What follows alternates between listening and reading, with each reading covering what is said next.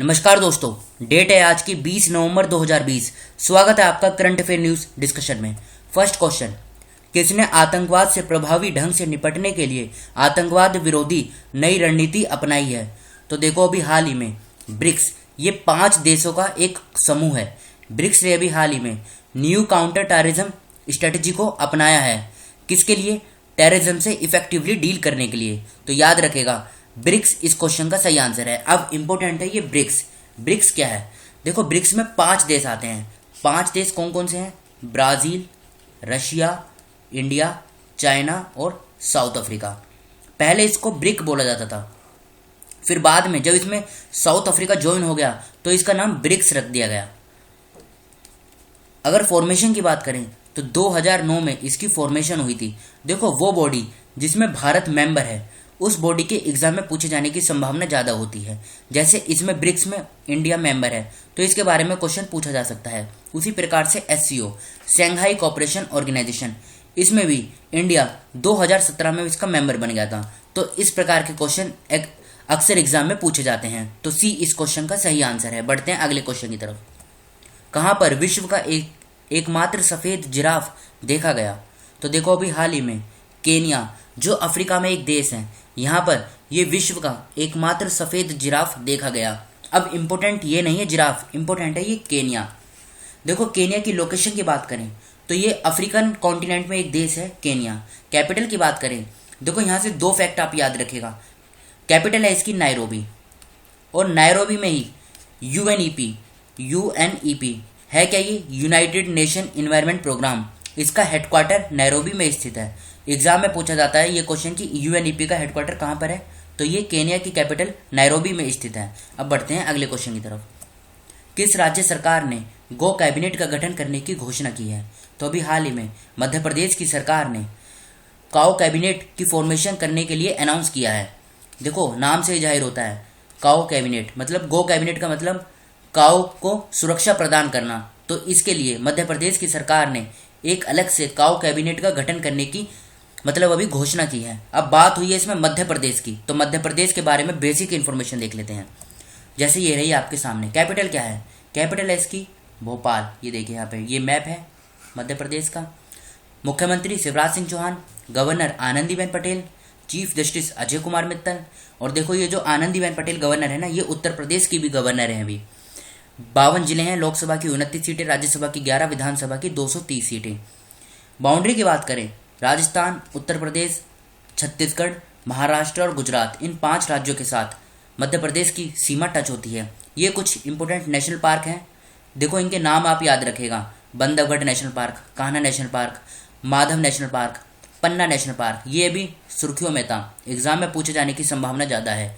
पेंच national park, जिसे Priyadarshini national park के नाम से भी जाना जाता है, Sanjay national park, Satpura national park, Satpura hills भी हैं, फोशन नेशनल पार्क। तो इस प्रकार के नेशनल पार्क एग्जाम में पूछे जाते हैं। बढ़ते हैं अगले क्वेश्चन की तरफ। बुरुंडी में भारत के अगले राजदूत के रूप में किसे नियुक्त किया गया है?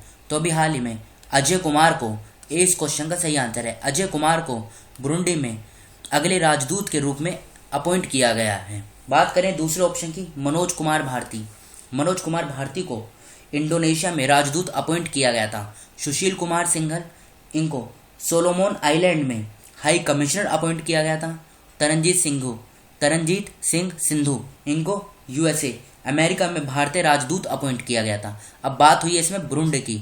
बुरुंडी की लोकेशन देखिए आप, ये अफ्रीकन कॉन्टिनेंट का मैप है, और यहाँ पे ये जो सर्कल में है ना, ये रेड वाला एरिया ब्लैक सर्कल में, ये है बुरुंडी। कैपिटल की बात करें तो गिटेगा इसकी कैपिटल है। देखो, इसके आसपास के देश जैसे कॉन्गो, ये ऊपर उजंडा, केन्या, तंजानिया, ये आसपास के इसके कंट्रीज हैं। और ये यहाँ पर है लेक विक्टोरिया। लेक विक्टोरिया की जो बाउंड्री है उजंडा, केन्या और तंजानिया, इन तीनों देशों में फैली हुई है। बढ़ते हैं अगले क्वेश्चन की तरफ। एशिया का पहला सौर ऊर्जा सक्षम टेक्सटाइल मिल भारत के किस राज्य में स्थापित किया जा रहा है? तो अभी हाल ही में महाराष्ट्र में इसको स्थापित किया जा रहा है। ये एशिया का पहला टेक्सटाइल मिल होगा जो पूरी तरीके से सोलर एनर्जी से संचालन होगा। तो कहाँ पर इसको स्टैब्लिश किया जा रहा है? महाराष्ट्र में। अब बात हुई है महाराष्ट्र की, तो महाराष्ट्र के बारे में इंफॉर्मेशन ये रही आपके सामने। जैसे कैपिटल क्या है? कैपिटल है मुंबई। मुख्यमंत्री की बात करें, मुख्यमंत्री है उद्धव सिंह ठाकरे। गवर्नर की बात करें, भगत सिंह कोश्यारी इसके गवर्नर हैं। गुजरात, मध्य प्रदेश, छत्तीसगढ़, तेलंगाना, कर्नाटक, गोवा, इन राज्यों के साथ सीमा लगती है महाराष्ट्र की। 36 जिले हैं, लोकसभा की 48 सीटें, राज्यसभा की 19, विधानसभा की 288, विधान परिषद की 78। बाई कैमरल लेजिस्लेचर है महाराष्ट्र में, विधानसभा और विधान परिषद दोनों हैं। हाईकोर्ट की बात करें, बॉम्बे हाईकोर्ट, बॉम्बे हाईकोर्ट के मुख्य न्यायाधीश हैं दीपांकर दत्ता।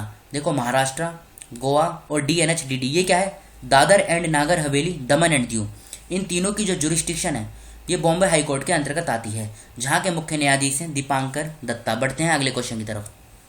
किसे भारत रत्न डॉक्टर अंबेडकर अवार्ड से सम्मानित किया गया है? तो अभी हाल ही में रीचा चड्ढा को भारत रत्न डॉक्टर अंबेडकर अवार्ड से सम्मानित किया गया है। बात करें दूसरे ऑप्शन की, मैनुअल मैरोनो, इन्होंने ये पेरू के राष्ट्रपति थे जिन्होंने इस्तीफा दे दिया है अभी हाल ही में, कल ही हमने डिस्कस किया था। रेणु देवी, ये बिहार की पहली महिला उप मुख्यमंत्री बनी है।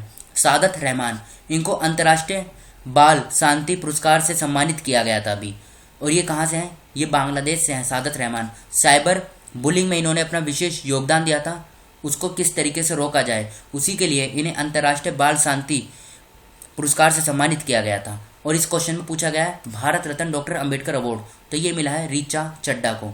ए इस क्वेश्चन का सही आंसर है। बढ़ते हैं अगले क्वेश्चन की तरफ। राष्ट्रीय मिर्गी दिवस कब मनाया गया? तो देखो ये 17 नवंबर को बनाया जाता है राष्ट्रीय मिर्गी दिवस। डी इस क्वेश्चन का सही आंसर है। 5 नवंबर को वर्ल्ड सुनामी डे बनाया जाता है। 7 नवंबर को नेशनल कैंसर अवेयरनेस डे बनाया जाता है। 12 नवंबर को वर्ल्ड निमोनिया डे बनाया जाता है। तो इस क्वेश्चन में पूछा गया है राष्ट्रीय मिर्गी दिवस, जिसे इंग्लिश में बोले थे नेशनल एपिलेप्सी डे, ये हर साल 17 नवंबर को बनाया जाता है। बढ़ते हैं अगले क्वेश्चन की तरफ। मिस्र और किस देश के बीच नाइल्स ईगल्स नामक अभ्यास आयोजित किया जा रहा है? देखो ये विदेश का है, मतलब इंडिया का इसमें कोई संबंध नहीं है। एग्जाम में कम पूछे जाने की संभावना है, लेकिन फिर भी कुछ छोड़ नहीं सकते। तो ये जो एक्सरसाइज है ना, ये मिस्र मतलब इजिप्ट और दूसरा देश है सूडान। 20 क्वेश्चन का सही आंसर है, इन दोनों के बीच में होती है।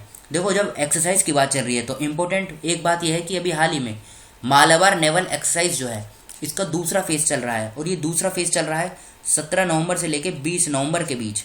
याद रखेगा इसका फर्स्ट फेज जो चला था ये चला था 3 से लेकर 6 नवंबर के बीच, ये हुआ था बंगाल की खाड़ी में। और अब इसका जो दूसरा फेज चल रहा है ये हो रहा है अरेबियन सी में, नदर्न अरेबियन सी में। इसमें मालाबार नेवल एक्सरसाइज में इम्पोर्टेंट ये है क्योंकि इस बार इसमें 4 देश पार्टिसिपेट कर रहे हैं। कौन कौन से 4 देश हैं? 3 तो इसके परमानेंट मेंबर हैं। कौन कौन से परमानेंट मेंबर हैं? USA, इंडिया और जापान।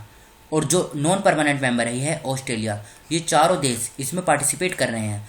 ऑस्ट्रेलिया आगे चलकर इसका परमानेंट मेंबर बन जाए वो बात अलग है, लेकिन फिलहाल इसमें 3 देश परमानेंट मेंबर हैं। तो याद रखेगा इस क्वेश्चन में पूछा गया था नाइल्स ईगल्स, ये इजिप्ट और सूडान के बीच में ये एक्सरसाइज होती है। अब बढ़ते हैं अगले क्वेश्चन की तरफ। किस राज्य की पूर्व राज्यपाल मृदुला सिन्हा का निधन हो गया? तो अभी हाल ही में ये गोवा की फॉर्मर गवर्नर थी मृदुला सिन्हा, जिनका अभी हाल ही में निधन हो गया। 20 क्वेश्चन का सही आंसर है। बढ़ते अब इसमें गोवा के बारे में बेसिक इन्फॉर्मेशन देख लेते हैं। ये रही इन्फॉर्मेशन। कैपिटल क्या है? पणजी। मुख्यमंत्री कौन है? प्रमोद सावंत। गवर्नर भगत सिंह कोश्यारी। बाउंड्री की बात करें महाराष्ट्र कर्नाटका, इन 2 राज्यों के साथ सीमा लगती है गोवा की। जिले की बात करें 2 जिले हैं, लोकसभा की 2 सीटें, राज्यसभा की 1, विधानसभा की 40 सीटें।